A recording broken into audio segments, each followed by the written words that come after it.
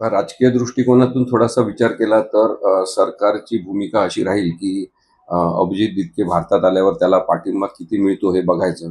त्याच्यामागे कोण-कोण उभे राहतात याचा अंदाज घ्यायचा आणि त्याच्यानंतरच काय असेल तर कारवाई करायची. थेट लगेच कारवाई करण्याची घिसाडघाई सरकार करणार नाही असं मला वाटते. परंतु तुम्ही जो मुद्दा म्हटला तो अत्यंत महत्त्वाचा आहे की केवळ अभिजित दिपकेचंच नाही तर अनेकांचे सोशल मीडिया अकाउंट हे विनाकारण सस्पेंड केले जात आहेत. विशेषतः ट्विटर, व्हॉट्सअप ट्विटर नंतर यूट्यूब आणि फेसबुक, इंस्टाग्राम याच्यावर सरकारची खूपच नजर आहे. थोडं जरी सरकार विरोधी लिहिलं तरी ते अकाउंट सस्पेंड होते. खरं तर इन्फॉर्मेशन टेक्नॉलॉजी ॲक्टमध्ये जी प्रक्रिया सांगितलेली आहे की कोणाचे अकाउंट सस्पेंड करायचं असेल तर आधी कारणे दाखवा नोटीस दिली पाहिजे.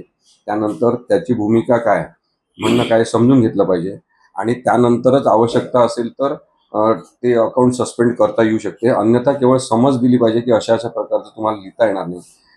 तर ही सांगण्याची कोणती भूमिका योग्य प्रक्रिया त्याला आपण म्हणतो due process of law he follow न करता सरकार अनेकांचे अकाउंट सस्पेंड करत आहे आणि अभिजित दिपकेला कॉक्रोच जनता पार्टी काढल्यापासून हा अनुभव आलेला आहे की अनेकदा त्याचे अकाउंट सस्पेंड होत आहेत.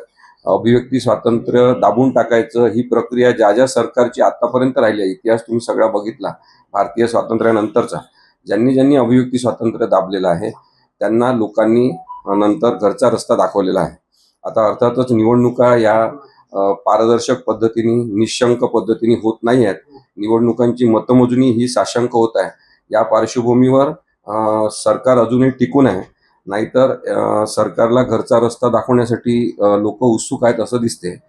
जो पाठिंबा अभिजित दिपकेला मिळालेला आहे केवळ कॉक्रोच जनता पार्टी एवढं नाव देऊन अत्यंत वेळेवर म्हणजे काय म्हणतो त्याला आपण की वेळ साधून त्यांनी तो पक्ष जाहीर केला आणि ऑनलाईन जो पाठिंबा मिळालेला आहे त्याच्यामुळे भारतीय जनता पक्षाच्या मनामध्ये एक धडकी भरलेली आहे की नकली मॅन्युफॅक्चर्ड अशा प्रकारचा पाठिंबा मिळून खूप मोठा आम्हाला ऑनलाईन पाठिंबा आहे असं आतापर्यंत भारतीय जनता पक्षातर्फे दाखवण्यात आलं. ते सुद्धा उघड झालेलं आहे आणि खरोखरचा जेनझीचा किंवा आजच्या पिढीचा पाठिंबा हा कॉक्रोच जनता पार्टी याला जो मिळालेला आहे त्यामुळे भारतीय जनता पक्षाने विशेषतः खूप मोठी भीती धरलेली आहे मनामध्ये आणि त्या भीतीचं परावर्तन आता कसं होणार 6 तारखेनंतर हे कळेल आपल्याला. त्यामुळे रिॲक्शनरी मोडमध्ये सरकार गेलं तर अभिजित दिपकेला कदाचित एअरपोर्टवरूनच अटक होऊ शकते. न्यायालयीन लढाई लढण्यासाठी अनेक जण त्याच्यासोबत असणार आहेत. त्यामुळे जेलमधून सुद्धा आंदोलन चालवलं जाऊ शकते. हा सुद्धा इतिहास आहे. तर लोकशाही जिवंत ठेवण्याचे प्रयत्न म्हणून अभिजित दिपके हा एक महत्त्वाचा एलिमेंट ठरेल तर ती चांगली गोष्ट आहे. लोकशाही प्रत्येक वेळेस करवट बदलली पाहिजे म्हणजे आपण म्हणतो कूस बदलली पाहिजे लोकशाहीची. नाहीतर एक जो स्टॅग्नंटपणा येतो लोकशाहीमध्ये तो चांगला नाही.